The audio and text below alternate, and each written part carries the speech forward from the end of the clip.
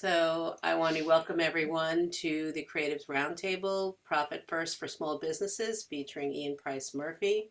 For those of you who are new here, the Creatives Roundtable is an accountability group and creative community that meets monthly in online groups of 6 people to help you with the business side of your creative business by breaking your goals into bite-sized tasks that are manageable, talking through hot topics, and getting feedback from one another.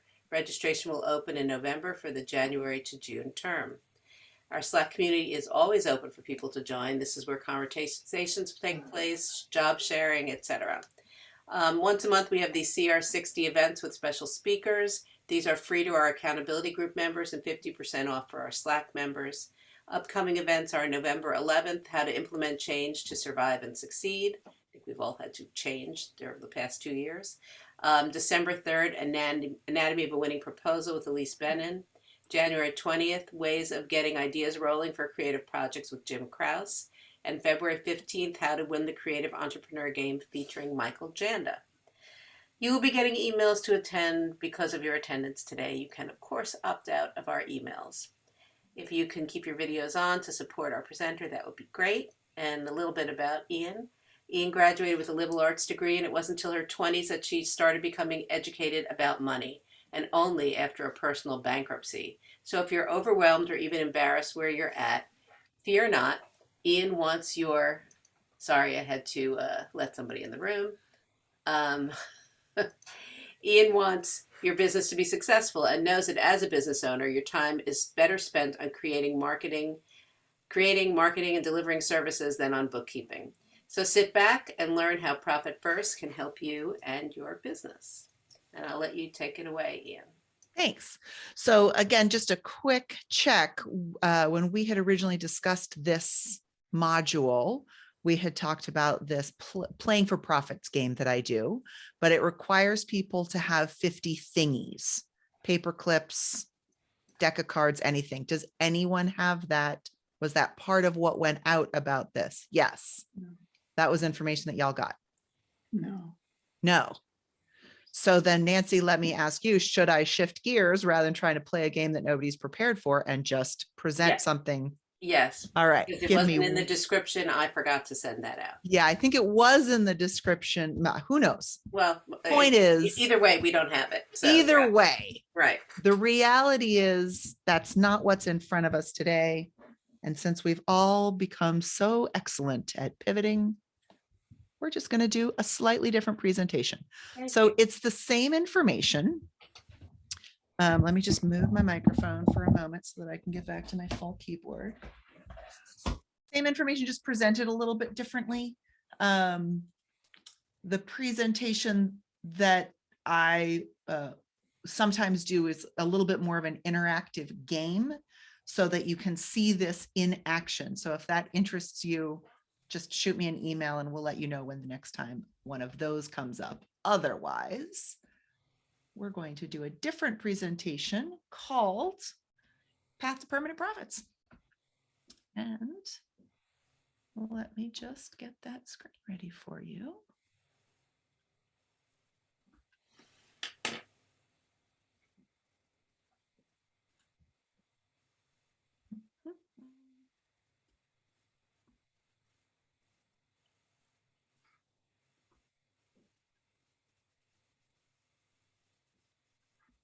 There we go. Great. And I'll full screen this so that it is pretty for you. And then we'll share. So the alternate title to this presentation is Financial Clarity for Creative Business Owners. But my marketing person likes alliteration. And so that was how we ended up with the Path to Permanent Profits presentation. So if you are here to learn to get at a glance clarity and to make important financial decisions to become permanently profitable, you are in the right place. What we're going to go over in the next 30-40 minutes-ish, and we'll have time for questions at the end, is how to confidently know what your business can afford, to create a system to become intentional around the way that you spend money, and how to use that profit for what it was intended to do, which is to amplify your impact and give you financial stability and freedom. Is my mic too far away? Did I get quiet when I moved that? Does this sound No, you're okay? fine. You're fine. Great, then I won't bother. So before we launch into that, let's just talk about 2020. And I know everybody's talking about COVID still and all of that stuff, but the thing that I think that's important for us to recognize is how brutally hard that year was. And I don't just mean that for people that had a terrible year in their personal life or a business. Some people had their best year ever in COVID from a business point of view, but that doesn't mean that it wasn't really hard for all of us. And so when the shutdown started, my phone, of course, started ringing off the hook. And I was getting asked the same question. And the question was, what do we do now? But that question was being asked in two very different ways. One of them was kind of a like, woof, boy, this is going to be a real show here. How do we take what we have, minimize the damage, and move forward in a way that's going to be the best possible version of all things? That question was coming from people who had a plan, who had some cash management, who had some cash runway. The people that were used to living check to check or used to sort of playing the shell game with, well, I can't pay you until I get paid, or I'm not really sure how I manage my money. Those people were calling and asking that same question, but their what do we do now was tearful, was desperate, was exhausted, was at the end of their ropes. It was a very unhappy, uncomfortable, what do we do now? And so that really drew a line for me. Before that, my bookkeeping business had Profit First as an option. Since the pandemic, we've decided that it is not optional, that any business that we work with has to use Profit First, because otherwise it's like starving at a barbecue. You're sitting there looking at your empty plate being like, wow, I'm really hungry, when there's this abundance surrounding you. So I want to give you the permission and the system of how to go access that and have this system so that you have the runway for whatever comes next, because we all know something's coming, right? Might hopefully not as big or as bad or as long, but it's business. Stuff happens.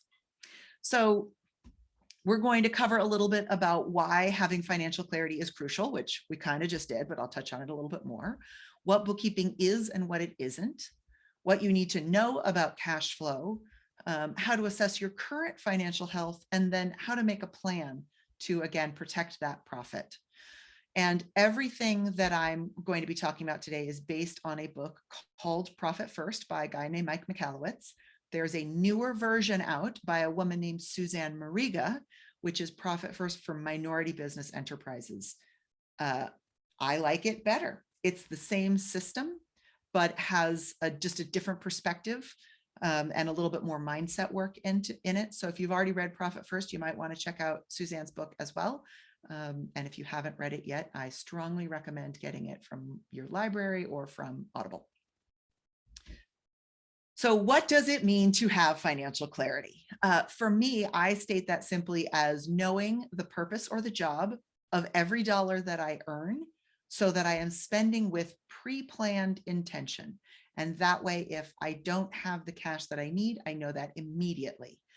I think of this, oh, there we go. It's crucial. Yes, it is. One of the questions that I like to sort of check in about, and feel free to type in the chat your answer, is what is it costing you or some small business that you know to not have financial clarity? What's the result of that? And to me, that sounds like missing out on an opportunity because I'm not sure if I can afford it, or committing to an opportunity that it turns out really stresses my finances in a way that I wasn't intending. I thought I could afford it, but I couldn't. It might be that I get a tax bill that I'm not really prepared for and have to borrow from myself to pay. I might have to leverage debt to cover my expenses, my regular overhead. Yep.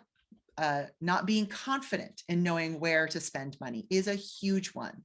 So the underlying stress, yes, just not knowing. So if you have ever had any of those red flag signals, right? I mean, stress is kind of the big one. And for me, it's the most important one. But there's also just this idea of all of these red flags that I just listed that we'll talk about again in a moment, that are important to pay attention to recognize them as red flags. I believe that is the book. Yes, I will double check in a minute. So 82% of businesses that fail say cash flow was the reason that they failed. Now, that doesn't mean not making sales. That doesn't mean not being a successful business. You can be a multi-million-dollar business and have cash flow take you out, because all cash flow means is not having the money that you need when you need it. So, a lot of times, again, that leads us to discounting and stress and skipping paychecks, etc. So my mission is to make the money stuff as clear as possible. And one of the ways that I know that a lot of people try to get these questions answered is by going to their bookkeeper or sometimes to their accountant. So let's talk for a moment about what bookkeeping is and what it isn't. Bookkeeping is about tracking the day-to-day transactions that are happening in your business, saying, yes, money came in, yes, money went out, here's the category that we're going to put it to. But it's like driving by looking in the rearview mirror. It's what's already happened in the past. And the same is true with tax preparation, right? The year is done. Hopefully you've checked in with your accountant around now to say, with the last month or two that's left, what strategy should I be employing to minimize my tax burden? Although a lot of tax professionals will say, spend everything that's in your bank account. And I strongly disagree with that. And you will see why. So accounting is kind of that umbrella term for all money stuff, but it's a little bit like saying medical. There's so many different specialties in there. And I think that's one of the things that really drives small business owners bananas is, but if it's about money, why doesn't my bookkeeper know? Or why doesn't my accountant know? So Profit First does not replace bookkeeping or accounting or tax preparation. It supplements it. And so again, I'm not going to go into bookkeeping today, but we are a Xero Platinum partner. Xero is my favorite software, even above QuickBooks. If you want to know why, feel free to reach out and I will tell you. So the cash management system, Profit First, this lights the road ahead. This is the big difference. It tells us exactly where we are so that it prepares us to take appropriate action for whatever's coming up next. Maybe we have that nice clear straightaway. Maybe there's a sharp turn or a pothole or a cute little deer bouncing across the road. Profit First lights the way ahead just far enough that we can see the problems coming before we bump in that pothole and break our axle so that we can take action. It can replace financial forecasting and budgeting. It certainly replaces all of those budget versus actual spreadsheets where you're trying to figure out what's really happening next week based on what's happened yesterday. So again, I think of Profit First and bookkeeping like beans and rice. They supplement each other. They do not replace each other. When you put them together, something magical and additional happens out of that, a new complete protein or a new complete view of your money. So again, 82% of businesses fail because of cash flow. So that's what we're going to tackle here. And the red flags that we're looking out for, just to recap what we said before, are things like taking my profit and reinvesting it in the business. Well, now it's not profit, it's an expense. So I've just blurred the line of the clear information that I'm overspending because I feel like this is extra money. It's not, should be your profit. If you're seeing any of those red flags about not being prepared, not having a savings account to pay your taxes, or taking money out of your personal funds to support the business, or not being able to pay yourself a fair and regular paycheck, those are all red flags. If there's any other red flags, again, that you can think of, feel free to pop those in the chat. If I've missed something that you know that you think businesses should be watching out for, go ahead and put that in there. So what I love about Profit First is it solves for all of those red flags. It solves for all of those problems. And so we're going to look at the exact steps that one would take. And these steps are outlined in the book, Profit First. So if you're a DIY kind of person, again, go grab that book, read it through, and it will outline the system for you. Of course, we also do done for you and done with you services with our clients with Profit First. So before we dive into this, I've already said the word profit about 150 times. And I want to be really clear, especially with my creatives, because I don't think that we think of profit as something that we value highest. And I want to reframe that, because profit is not the money that it takes to lean against a Lamborghini and have your picture taken. Profit is your impact. Profit is your savings, your emergency funds, your pay a lot of times, unless you're an S Corp. It's growth, it's stability, it's purpose, it's all of these things. And so when I say profit, I do not mean profit at any cost. I mean stability, intentionality, and comfort, that lack of stress, that feeling of empowered confidence that you don't have to wait for your bookkeeper to give you a report that's already out of date to make a guess at what your business can truly afford. And I say this because, yep, freedom is another name to describe what we're talking about. The reason that I say this is because 99% of small businesses are started by people who love what they do and are excellent at what they do. And even though some of us may have even taken some accounting courses in college, that doesn't mean that anyone ever taught us how to run a small business. So again, in the chat, let me know, when you started your business, how much did you know about small business money management? You can put a 0 for nothing, a 1 for a eh, and a yep, and a 2 for like, oh, I feel pretty good about it. We got a 6 in there. That's awesome. Very little. Yeah. Yeah. And again, a lot of us have found a lot more information along the way, learning the hard way, learning through our mistakes, doing the best we can.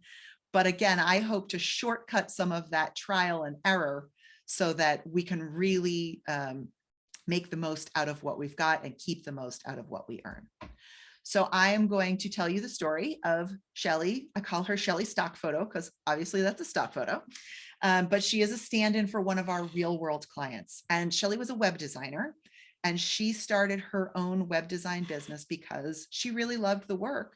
She just wanted more control over the kinds of projects that she took on and the kinds of people that she worked with.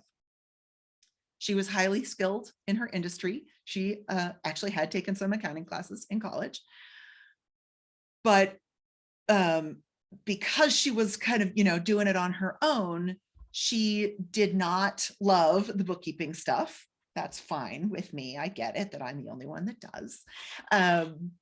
And so she used to really view her administrative work, including her bookkeeping, as a hassle, something to be procrastinated on, something to be delegated, something to just hurry up and do at the end of the year to get it all in before her tax accountant needed to get her tax work done. And she was always hoping that her tax person would catch whatever errors she made. Well, that's not really their job. If every CPA were to audit every set of books that they got to make sure that they were perfect before they filed taxes, they would never get anything done and your tax bill would be astronomical. So almost all CPAs accept what you give them, make a couple of adjustments, and file as is. So that means that the errors in your bookkeeping are going unexamined to the IRS. So the reason that Shelly called me is she said she felt like she had a tiger by the tail. She said she felt like she was flying by the seat of her pants in her business. She knew she was really good at what she did, and she knew that her business was successful and growing really fast, but she was so far in debt. She had multiple lines of credit, multiple debt accounts. She was thinking of taking out a second mortgage on her house to try to pay off the debt. Her minimum monthly payments were $7,000 just for interest and a tiny bit of principal. So no wonder she was feeling frustrated, overwhelmed, etc., stressed out. And too often small business owners, maybe not on this scale, but this is a really bad habit that business owners get in, which is bridging the cash flow gaps in their business by using their personal funds in a non-strategic way, which can actually put your personal financial future at risk, right? She could have lost her house because without change, there wasn't going to be a solution. It was just, again, playing that shell game and moving the money around. So to be fair, it's not her fault. We have all been taught, and it's been reinforced every time we look at a P&L, that sales minus expenses equals profit. And so the problem with that is that it immediately defines profit as a leftover. And leftovers are not things that we gravitate towards, right? We don't say, oh, my doctor told me that, my cholesterol's up. I'm gonna put my health last, right? No, you don't say, oh, I really love my family, I'm gonna put them last. What matters most should come first. And so again, this idea of profit, which is an accountant word, means owners pay taxes, growth, stability, savings, freedom, right? All of those things. But how are you supposed to manage that if you don't know how much you should be putting aside? So Profit First works with percentages rather than dollars, so that it's always fluctuating with the reality. But most importantly, the big change is just flipping that formula on its head and saying sales minus profit equals expenses. Now, by intentionally setting aside a percentage of my sales to be my profit savings, my tax savings, my owner's pay account, only then do I take what's left over and say, great, there's my budget for operating expenses. I never have to guess again. That's what my business can afford. And it immediately lets me compare, is the money that I'm able to put into my business based on my income equal to or more than the amount of money leaving my business because of the obligations I've committed to in terms of expenses. So we use this Profit First system that we'll talk about the details about in just a moment. And within a year, we had Shelley's debt fully paid off, which I think is ridiculously exciting. And we were giving her a regular paycheck. And we even had a couple of months in emergency savings for her that we were going to continue to build. So how we did this was that we evaluated her expenses. We cut back every single thing that was not directly related to the quality of the product she was delivering. But you can only cut back so far. So we also took a look not just at what her prices were, but how she was bringing in money. So before we were working together, she was developing websites asking for 50% upfront and 50% on delivery. Well, the problem with that was that a lot of times it would deliver, but there would be a couple of small changes that still were requested by the client, punch list items, if you will. And so they would be holding back that final 50% for a couple of tiny little changes that, because they weren't the new big project, Shelley kept procrastinating on them and they weren't getting done. So she wasn't collecting. So we had her cut back as many expenses as possible. And then we adjusted the way that she collects money. So she'd get 50% up front and then do some progress payments and then only hold back 5% for that final punch list. We contracted out all of the coding stuff, which although she could do it, that wasn't something that she herself needed to do in order to maintain excellence, right? The design was really her value, and her client relationships was really her value. And then we also hired her an assistant, a part-time assistant, to help with the collections and the follow-up and the, so we haven't received that 5%. What are the things that you think you're still waiting for us to do? And then the assistant would be like, Shelly, I put an hour on your calendar so that you can get these things done. So it was this systemic approach that started with this idea of cash flow, but really reached out to all the different places and ways that cash flow can go wrong, if you will. So part of the reason that this all worked is because we leveraged her natural habit of checking her bank balance every day. And we used separate bank accounts in order to give every dollar a job and give every dollar a home. This allows her to see her exact financial position without spreadsheets or reports from her bookkeeper. I like to think of it as the junk drawer versus the silverware drawer. So if I'm looking for a bottle opener and I know that there's at least one in my junk drawer, maybe even 3, I spend time and have that, cortisol stress response of like, where is it? Why isn't it here? Where else could it be? Da, da, da, da, da, versus having things separated out, which, when it comes to bank accounts, seems like that's crazy. Why would you do that? Until you realize that you could just glance in the drawer and be like, I don't have enough forks to set the table for dinner this evening. I have 4 people for dinner this evening and I only have 2 forks. Well, there's one in the back. Okay, I got to go find another one. Or, oh, hey, there's my bottle opener. So it's that at a glance clarity that I'm really going for by separating out the money into these different accounts. So when I talk about these different accounts, here are the different accounts that every business, I think, should have. An income account to collect your money, because yes, business finances often feel totally like a junk drawer. You're not alone in that. Income checking exists only to collect your money. One of the big pieces of data that most of us don't get is, how do I earn? How does the cash come in?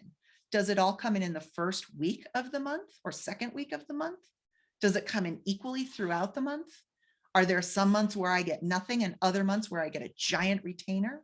Having an account that's only dedicated to income lets you begin to see those patterns, not just the little waves of the ocean that are coming in, but the larger tidal motions of seasonality as well. From the income account, and I'll show you a flow chart next, that gets distributed in what's called allocations to your profit account, where a small percentage goes aside to be just protected as profit alone, to pay you as the owner a regular salary, to set aside savings for tax, and then again, the rest goes into operating expenses. So why do we have an owner's pay account? Why wouldn't you just take that directly? Oh, I'll show you on the next slide. Here's the visual version of that, right? So we've got our income collecting in our income account.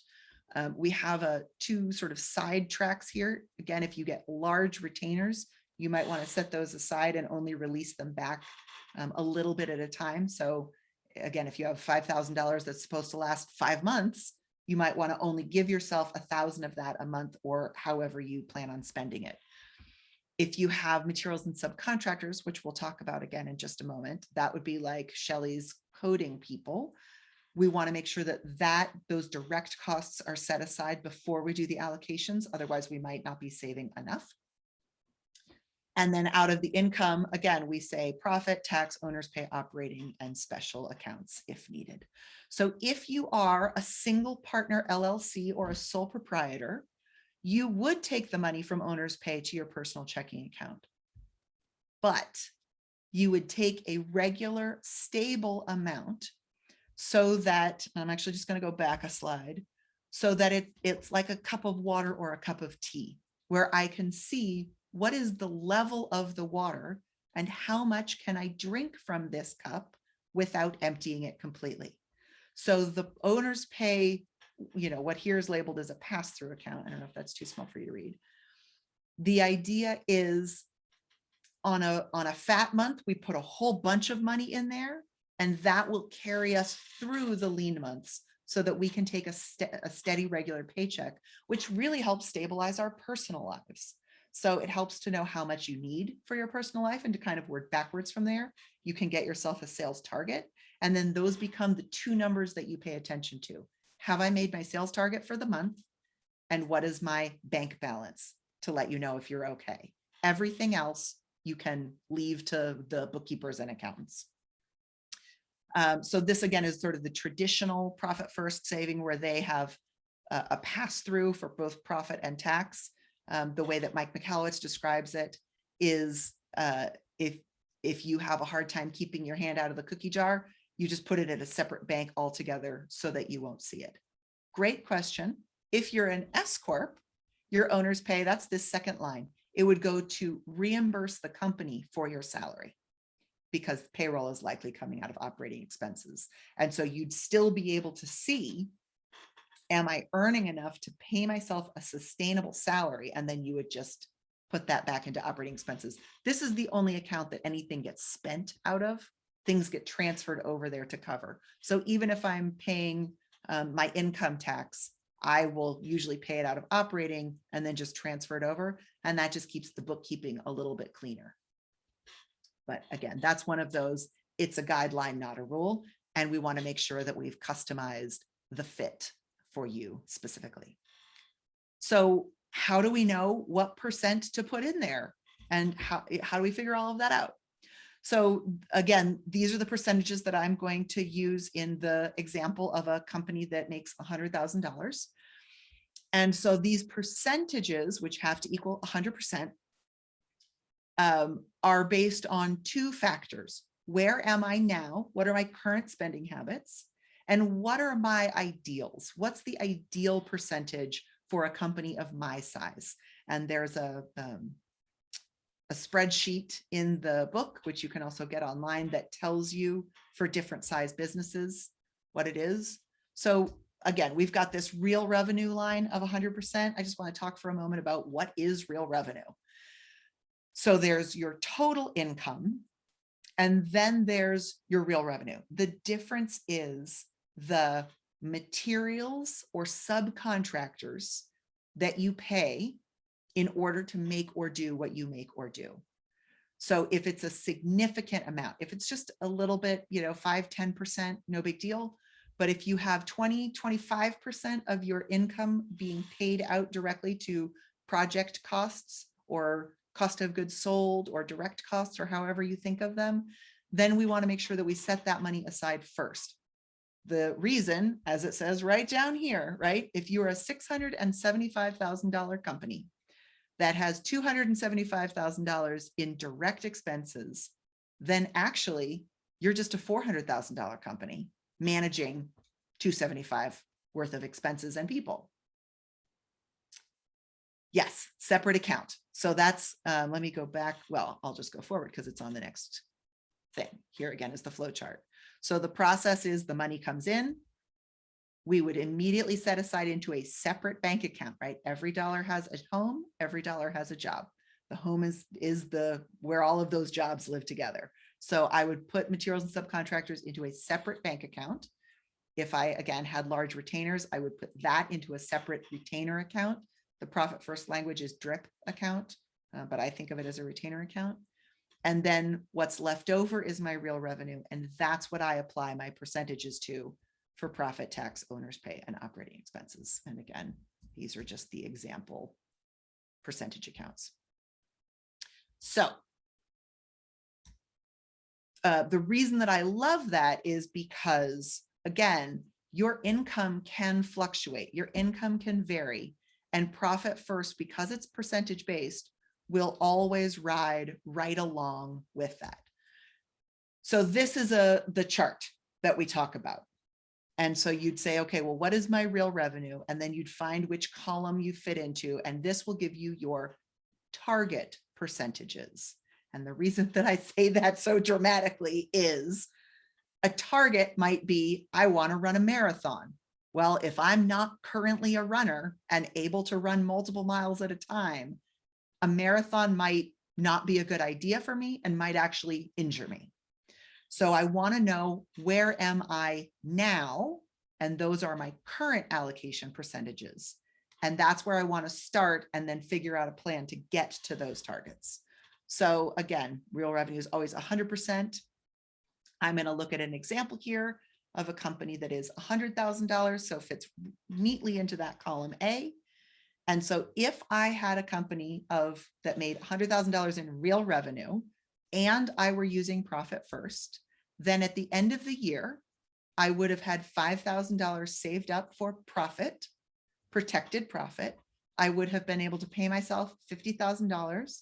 I'd have $15,000 set aside for taxes, and I would have only spent $30,000 on operating expenses.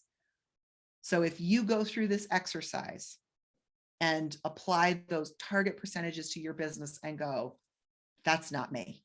My operating expenses are more like 60, 70, 80%. Okay, that's fine. You've been doing a decent job so far being in business, but now you know, oh, this is why things feel stressful. What do I want to do about it? And you can say, I think there's some real opportunity here for me to either put more profit aside or ideally pay myself more if I can just get those expenses down.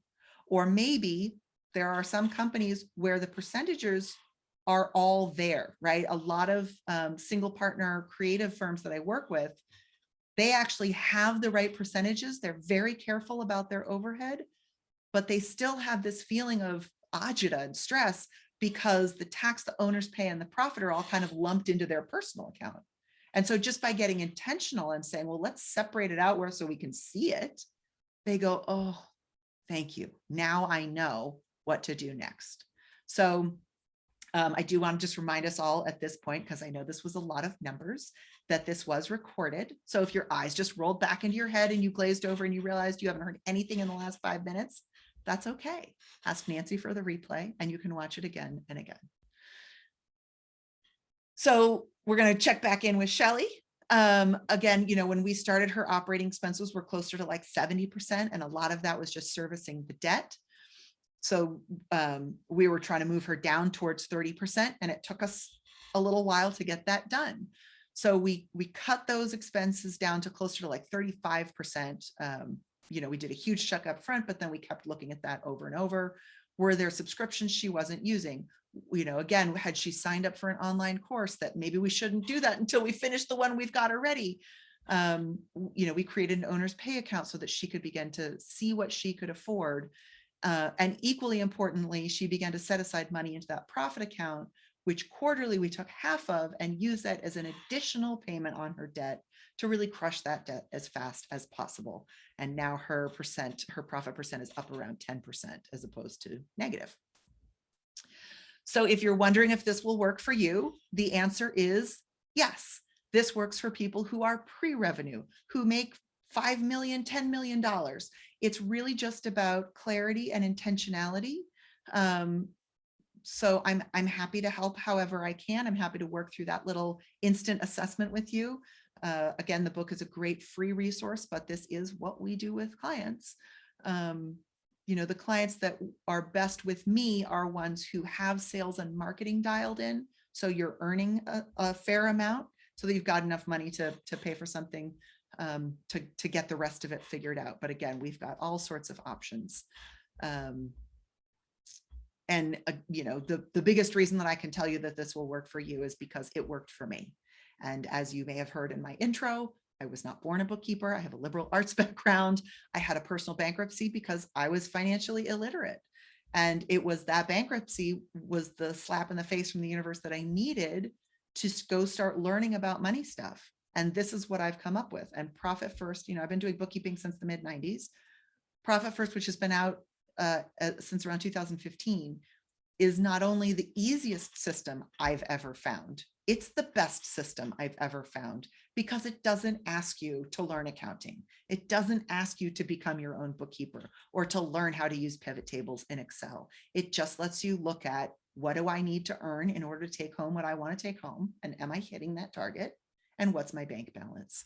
So, the only step now is to go learn it and make it work for your business, because making profit a habit is the difference between being in stasis and positive change. So recap, every dollar gets a job and every dollar gets a home. And that home is by the purpose of the money. Profit comes first, expenses come last. Remove temptation and find a rhythm. Do this regularly. once a week, every other week, once a month, and get accountable. Big thing there. It's really hard to do this stuff on your own. The idea, there's some quote that I see all over the place, African proverb, if you want to go fast, go alone. If you want to go far, to go together. I think that's BS. I think if you want to go fast, you go together. And if you want to go far, you go together. And if you want to go in one direction, you go together. It just makes no sense to try to do this on your own. So, if this concept excites you and you want to read the book, my first recommendation is get a buddy. Get a buddy to make sure that that's not falling to the bottom of your to-do list, and that you're actually reading those chapters and implementing, and have someone to bounce ideas off of. Again, we're happy to do some of that as well. Yeah, I think that's it. What are the questions? That was great. Do you want to stop sharing your screen and we can I get sure everybody's do. pictures to come up? And I'm going to start with the first question, which is, so how, like, if someone were to come to you today, like if I were to come to you today, Yep. How do you work with someone? Do you like look at what they're doing and just say, okay, now you have to open up 5 bank accounts, or what's the way that you go? I can tell you have to open up 5 bank accounts without even looking at what you're doing. You should open up 5 bank accounts. If that feels crazy to you, what I would say is take 1% of your current income and put that into a business savings account and call that profit, and use that now, today, as a way to begin to test the system before you have to feel like you have to learn it all perfectly first. I mean, I do have a business savings account, and I do. Yeah. I'm set on that. But I think that I found this fascinating. So let's open the floor up to other questions. You guys have any questions? Amy? I have a question. So it was great, thank you. And I have the book, but I haven't read it all the way through. So this was helpful. But I have a question about the operating expenses portion of it. Because you have just off the top of my head, the business expenses, the web hosting and all stuff that's sort of billed to a credit card. Do you suggest taking that off the credit card and using a debit card from that account? Such a good question. Yes. So if I were answering as Mr. McAllowitz, I would say yes. If I'm answering as myself as a bookkeeper, and again, with the caveat that Profit First is a series of guidelines, not a series of rules, I would say what I know is important to small businesses is points and fraud protection. And so I would say, nope, you keep it on that credit card. I would pay that credit card more than once a month. So, we actually use a credit card called, I can't believe I can't remember this. Is it Divvy? It might be Divvy. Where it's Brex. It's Brex. We use Brex. They have a cash account. That's my operating expense account.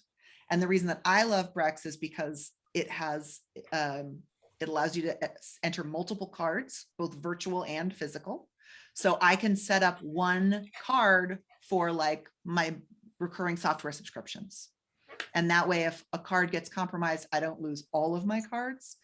It also lets me give a virtual card to my virtual assistant, and she has her own credit limit as a subset of my credit limit. So, and then I just go in and it's not a credit card because it must be paid in full every month. And so whenever I go in and I see that there's money, I'll just, as part of my allocation process, pay the credit card balance in full twice a month, rather than waiting for the bill at the end. And then you pay that from the operating expenses checking account? Yeah. Okay. Yeah, because the credit card is operating expenses unless you're using it to pay vendors, in which case, again, I would say just get a separate credit card for that. Okay. So that you can pay it separately and keep track. Thank you. And Emerald, sorry. Do you have any other bank recommendations? So one of my biggest clients is in the cannabis industry. And even though they're not touching the plant and I'm not touching the plant, I'm a subcontractor for them. I've had 3 bank accounts shut down this year, business bank accounts. So I'm just curious if you have any recommendations. So like just to get one bank account is hard. To try to get 5 for my company at this time would be, it just feels like super stressful to even try to approach it. Yeah, so this works with cash as well. You can just create envelopes and write on the outside of the envelope, OpEx, tax, etc. Yeah, cannabis is a tough business still because they're not sure where they're coming down on it. If you find a bank that will open 1 account, that bank is happy to open 5 accounts. But Okay. yeah, I know that Stripe will be like, nope, sorry, you can't. And there's a lot of financial institutions that just won't. Won't. Try local credit unions. Actually, you know who else I would talk to? There's a company called Dope CFO. Okay. And they are specifically, cute name, cannabis. They might have some info for you. Shula asked if you work with Canadians. I do. So the reason that I lived in Montreal for 5 years, so I love Canada. 2, there is a Profit First Canada group. And I have several people there that I work with. So if I have someone to go to for the specific tax questions, but the Profit First concepts work no matter what. It's just a matter of, is 15% really the right percentage for tax? And so, yes. Great. Any other questions? Yamilka? I work with Ian and she's amazing. And I was amazing. I was just curious, are you, the work that we did together was amazing because you were able to sort of show me a big picture of what was happening. I was just curious, are you doing bookkeeping services as well now, or are you like specific, like, yeah? Yeah, so we've always done bookkeeping services, and you may remember from one of our conversations, what it sounds like is this: we're happy to do your bookkeeping.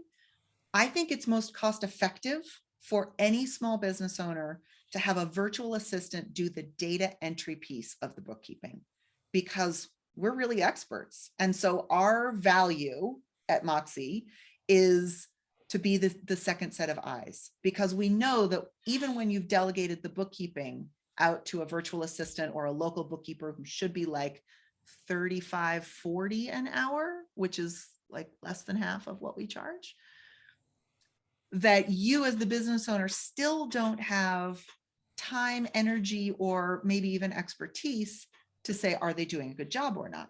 And so that's where we step in, and we have a essentials service that's like $300 a month, where we'll go in and do the double check, produce the reports, send them to you, say, these look good to us, or, hey, we've got a question.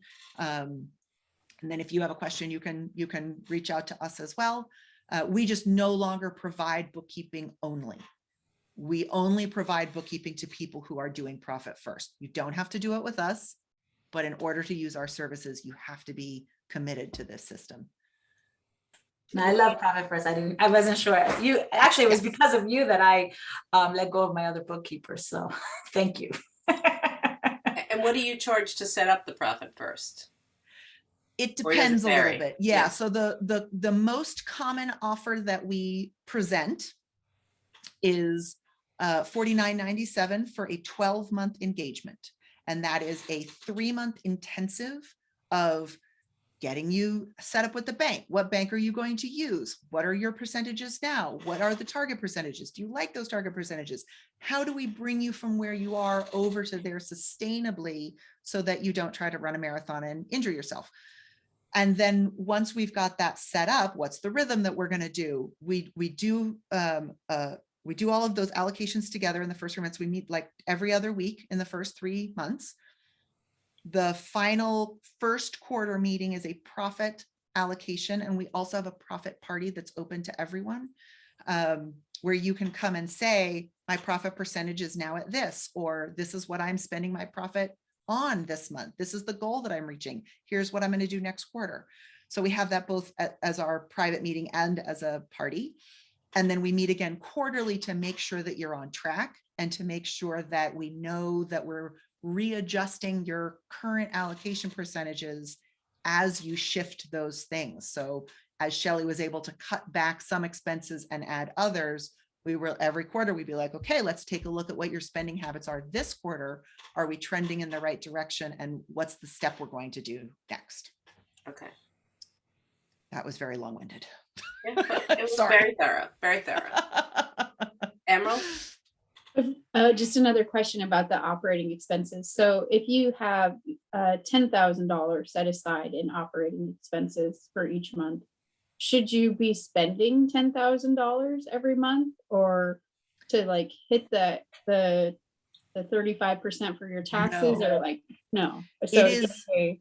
it's a reserve of you could spend up to $10,000 and know that you could easily afford it. It is not a race to finish. And so again, this goes back to what I was saying, where at the end of the year around now, a lot of CPAs are saying, oh, you've got cash in the bank, spend it all, as if January 1st didn't roll around with another rent check due and another set of payroll, right? So I would rather say, I would much rather us have extra cash in every account and have the money set aside to pay whatever taxes that we owe comfortably than worry about it. It is rarely a problem that someone says, oh, I have all this extra left in my operating expenses account. When that happens, usually that's because the company is growing. There's kind of a shift there of what you should be paying yourself versus what you're paying to other people. And so almost always, you'll get to the point where you're like, I literally can't do anything else. I need to hire an assistant.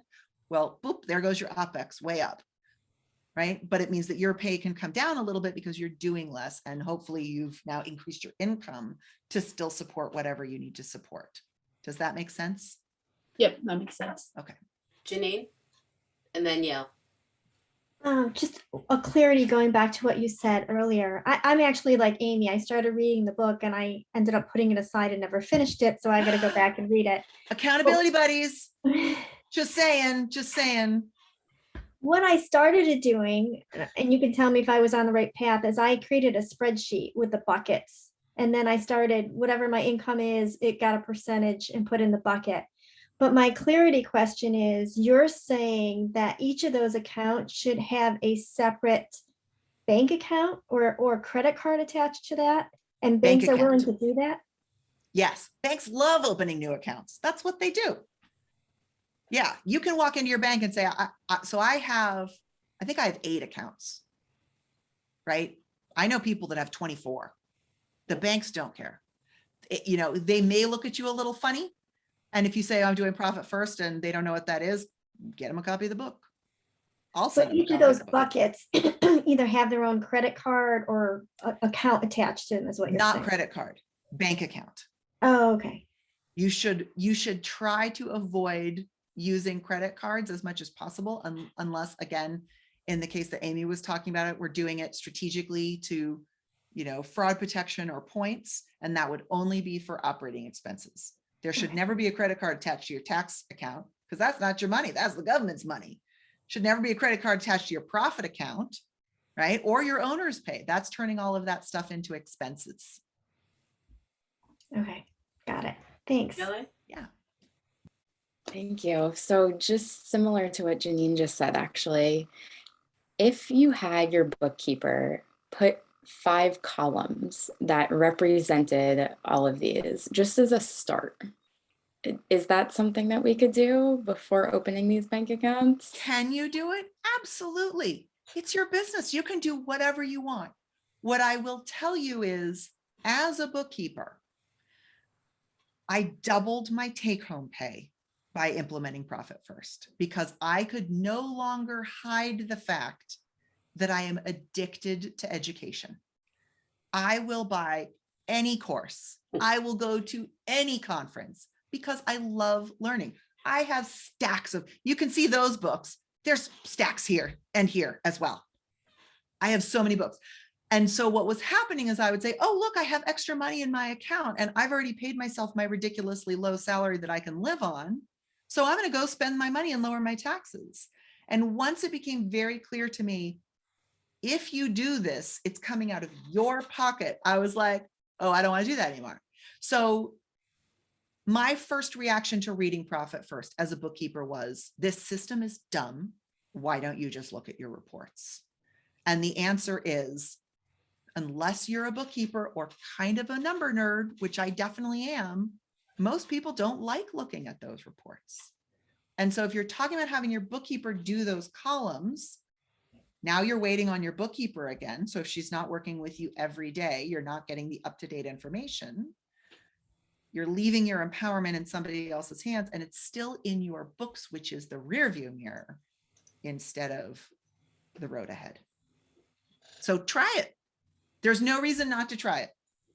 If it works for you, do it. And that was the last question. So I want to thank everybody for coming. I will email you all the link to the video, and I will email you Ian's email address and her website. And yeah, I got a lot out of this. I hope you did as well. Thanks, everyone. Thank you. Bye-bye. Thank you. Thanks, Ian.